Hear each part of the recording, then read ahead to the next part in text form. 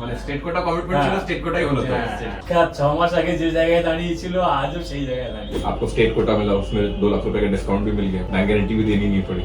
इन सब मामलों से आप राजी हैं? जी। আমরা যে শুনি যে কলেজে ভর্তি করতে জন্য ব্যাংক গ্যারান্টি লাগে বা স্টেট কোটায় পুরো ফিস একসঙ্গে দিতে হয়। না, অবশ্যই এই জায়গাতে শিক্ষা বিরাট হেল্প করেছে। আপনারা যা কমিটমেন্ট করেছিলেন সেই অনুযায়ী হয়েছে। সোম সাধুকার ওনার বাবা আজকে স্টেট কোটা জেনেভে কমপ্লিট করে এসেছেন। আমাদের সাথে শিরিষ দত্তা পেরেন্ট আছে। শিরিষ দত্তা এই বছর কেপিসি তে অ্যালটমেন্ট এসছে। তারপরে আইকিউসিটি দুটো স্টেট কোটাতে স্টেট হয়েছে। কোটাতে। আমাদের সাথে কাজী গালি ফারহান আছে। পর আপগ্রেড করে আমরা কেপিসি তে আসি। ইনার মেয়ে সুশ্বেতা বোস এবছর জিআইএস মেডিকেল কলেজে স্টেট কোটায় ভর্তি হয়েছে। সৌম্যা কেপিসি তে অ্যালটমেন্ট এসছে। এডমিশন কমপ্লিট করেছে শান্তিনিকেতন মেডিকেল কলেজ।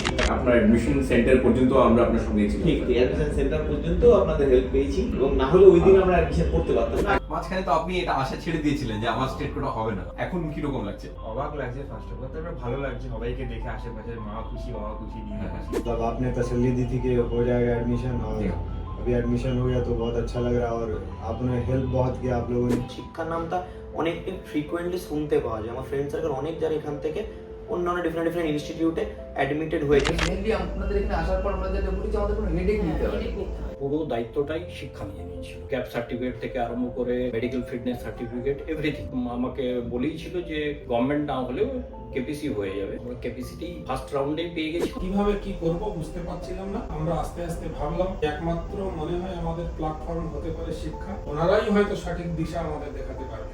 যেটা আমাদের ফার্স্ট চয়েস ছিল, মানে থ্যাঙ্কস টু শিক্ষা, যে সেটাই হয়ে গেছে। যা আমার স্কোর তার ভিত্তিতে আমাকে যেভাবে গাইড করতে পারবো আমি সেটুকুই বলা হয়েছে। যে কোনো টাইমে আমি কল করতাম, weather beat 11 weather beat 12, the call is picked up. পথ দেখানোর একজন কাউকে দরকার, সেটা আমি বুঝেছি। কারণ অনেকগুলো ব্যাপার আছে যেগুলো আমরা জানি না, জানতে পারি না। সেক্ষেত্রে একজন এক্সপার্ট কাউন্সিলর অবশ্যই দরকার।